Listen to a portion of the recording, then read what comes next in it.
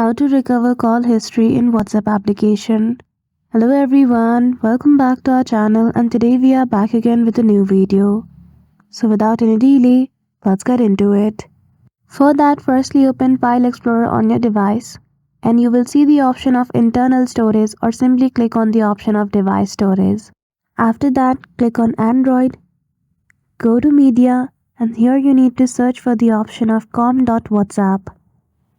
Simply click on that option and go to WhatsApp again. Click on Databases and select all the options available here.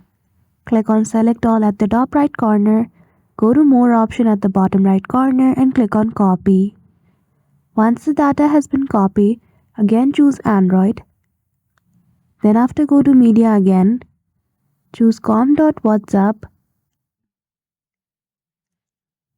Click on WhatsApp and go to Backup.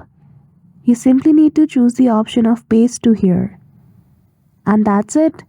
Just like that, you will be able to recover all the call history on WhatsApp. So I hope you found this video helpful. If you did, don't forget to give it a thumbs up and subscribe to our channel for such tutorial. Thank you for watching till the end.